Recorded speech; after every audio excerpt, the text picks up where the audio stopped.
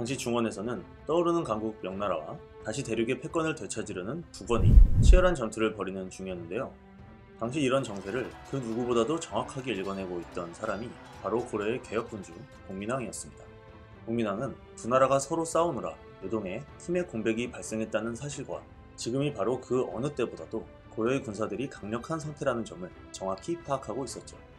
공민왕은 장수들을 불러 모은 자리에서 지금이 바로 고구려의 옛 땅을 회복할 때다 라고 말하며 두건이 차지하고 있는 요동을 정벌할 것임을 공식적으로 선포합니다. 그리곤 이성계를 동북면 원수로 임명하고 이인임과 지용수에게는 서북면을 맡기죠. 이제 이 세 명의 장수는 곧 왕명을 받들어 자신의 임지로 떠납니다. 그리고 그중 동북면 원수 이성계가 가장 먼저 북진을 시작하는데요. 그는 1370년 1월 기병 5천과 보병 1만, 도합 15,000의 군사를 이끌고 동북면을 출발한 후 약 1300리를 행군해 얼어붙은 압록강을 건넙니다. 고려사에는 이성계가 압록강을 건너던 날을 이렇게 묘사하고 있습니다. 이성계가 행군하여 압록강을 건넜다. 이날 저녁 서북방 쪽으로부터 자줏빛 기운이 하늘에 가득 찼는데 그 빛이 모두 남쪽으로 향하였다. 서원관에서 이는 맹장의 기운입니다 라고 하니 왕이 기뻐하며 내가 이성계를 보냈으니 필시 하늘이 답한 것이다 라고 하였다. 한편 압록강을 건넌 이성계는 산발적인 저항들을 잘 물리쳐가며 좀 더 북서쪽으로 진격했는데요. 며칠 후 그를 막아서는 거대한 성과 맞닥뜨리게 됩니다. 이성계의 부하는 장군, 저 성을 함락시킨 건 무리입니다. 그냥 두고 돌아서 가시죠 라고 하는데요. 그 말을 들은 이성계는 그게 무슨 소리냐? 저 성은 옛 고구려의 도읍이었던 곳인데 반드시 함락시켜야지 라고 말하곤 바로 공격 명령을 내리죠.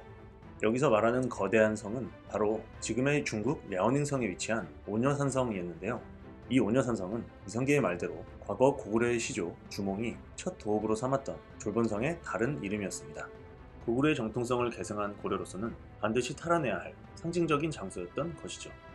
하지만 오녀산성은 보시는 것처럼 자연이 빚어낸 천혜의 요새 위에 지어져 있는 성이었습니다. 이 성은 높이 200m의 절벽 위에 있었던 데다가 위에서 보면 대략 직사각형 모양으로 남북의 길이가 1500m, 동서의 길이는 300m에 달하는 굉장한 크기였죠. 이 안에 축구장을 넣으면 무려 62개나 들어간다고 하니 오녀산성의 규모가 얼마나 큰지 짐작이 가실 겁니다. 그리고 오녀산성 내부에는 천지란 연못이 있어서 비상시에 성의 식수로 활용할 수 있었습니다. 이 연못은 1년 내내 마르지 않는 연못이었기 때문에 오녀산성은 사실상 함락이 불가능한 철옹성이었죠. 그래서 당시 동령부의 잔도에 있던 원나라군은 맹장으로 이름을 떨치던 이성계가 쳐들어온다는 소식을 듣자 이 오녀산성으로 들어와서 버텨야겠다는 생각을 했던 겁니다. 당시 원나라군의 우두머리였던 고환이는 아무리 이성계여도 여긴 못 올라오지, 계속 활을 쏴라 라고 하며 부하들을 거느리고 오녀산성을 굳게 지켰다고 하는데요. 용맹한 고려 군사들이 성을 공략해보려 시도했지만 진입로가 이렇게 좁고 험했던 데다가 원나라군이 절벽 위에 자리를 잡고 고려군을 내려다보면서 화살을 쏘아댔기 때문에 쉽사리 올라갈 수가 없었습니다. 물론 고려군도 열심히 화살을 쏴봤지만 아래에서 쏘았기 때문에 발사 직후부터 화살의 운동 에너지가 급격히 감소했고 설령 명중시켰더라도 보시는 것처럼 방어력이 상당히 우수했던 원나라군의 갑옷에 맞아 화살은 튕겨나갈 뿐이었습니다. 이대로라면 시간이 갈수록 소모당하는 쪽은 고려군이 될 게 뻔했죠. 그런데 바로 이때 답답하다는 듯 지켜보던 이성계가 드디어 나섭니다. 이성계는 자신의 수행원한테 지금 내 활이 수리 중이니 잠깐 활 좀 빌리자 라고 말하곤 일단 수행원의 활을 집어들었다고 하는데요. 그 빌린 활에다 애기살, 즉 편전을 매기고는 성 위를 유심히 관찰합니다. 그리곤 적군이 고개를 내미는 족족 편전을 발사해 그들을 하나 둘 쓰러뜨리기 시작했죠. 여기서 편전은 영화 최종병기 활에서도 등장했던 작은 화살인데요. 아주 숙련된 궁사만이 다룰 수 있었던 것으로 대나무 등으로 된 통화에 넣어서 발사하는 방식이었습니다. 편전은 일반 화살보다 크기는 작은 반면 날아오는 속도는 훨씬 빨랐기 때문에 맞는 사람 입장에선 갑자기 날아든 편전에 퍽 하고 맞아 억 하고 꼬꾸라지게 되는 무시무시한 무기였죠. 옛날 기록들을 보면 화살이 날아오는 걸 칼로 튕겨내거나 심지어 손으로 잡았다는 이야기는 제법 등장을 하지만 편전을 잡았다는 기록은 존재하지 않는 걸 보면 편전이 날아오는 건 진짜 알아채기가 어려웠던 것 같습니다.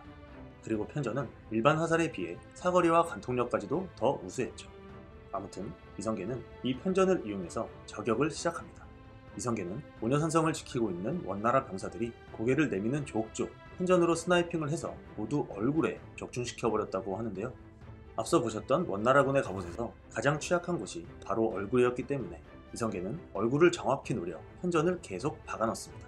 고려사에는 보시는 것처럼 이성계는 편전 70여 발을 쏘아 모두 적군의 면상을 명중시켰다 라고 확실히 적혀 있는데요. 기록이 맞다면 거의 신들린 수준입니다. 하지만 동시에 이 부분은 현대에 와서 의심을 하시는 분들이 많은 것도 사실입니다. 그럴만도 한 게 훗날 조선의 태조가 되는 이성계이니까 조선 건국 세력들 입장에서 그를 신격화시킬 필요가 있었고, 따라서 이성계의 무용담도 마치 신화처럼 과장된 게 아닌가 하는 합리적인 의심이 드는 겁니다.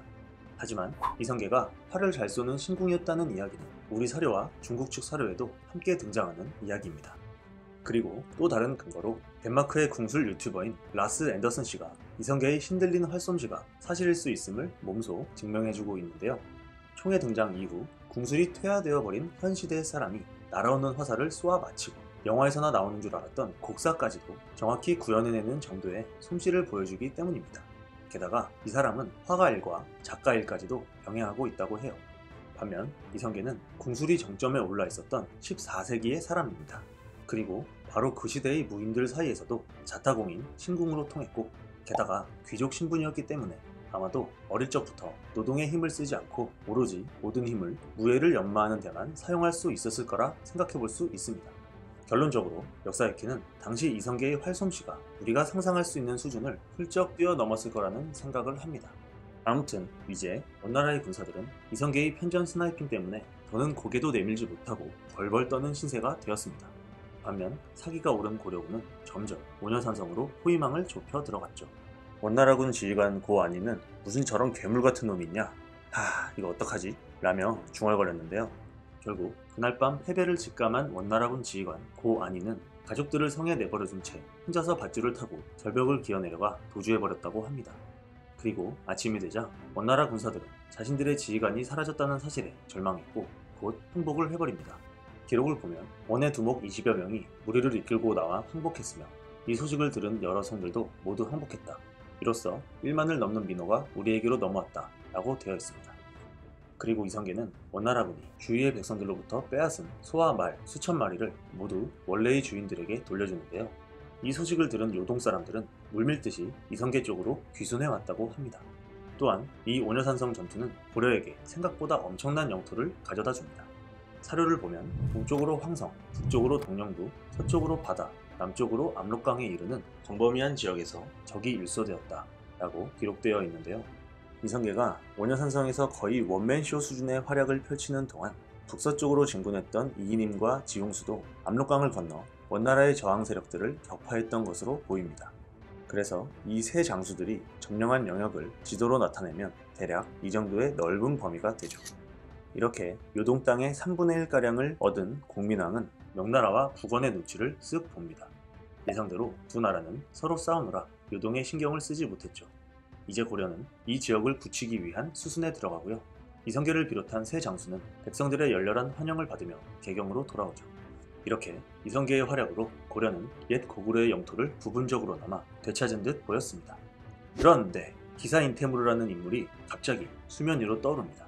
그는 요동의 중심지라 불리는 요동성에 자리를 잡고 있는 세력이었는데요. 잘 보시면 그의 성이 기씨입니다. 네, 느낌이 오시죠? 이 인물은 다름 아닌 과거 공민왕에게 죽임을 당했던 기철의 아들이었습니다. 기사인 테무르는 10년 넘게 복수의 칼날을 갈아왔다. 곧 억울하게 돌아가신 아버지의 원수를 갚아주겠다 라고 하며 고려에 대한 강한 적개심을 드러냅니다. 그리고 고려 출신 벼슬아치인 김바야는 오른팔로 만들어 책사로 삼고 뛰어난 무력을 가진 처명이라는 장수를 섭외하는 동시에 수만 명으로 추산되는 병력까지 준비를 하죠.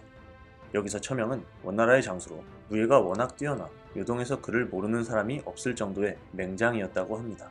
얼마 후 기사인 테무르는 모든 준비는 끝났다. 이제 고려로 쳐들어가 공민왕을 죽이고 아버지의 원수를 갚겠다 라고 하며 마침내 고려를 침공합니다.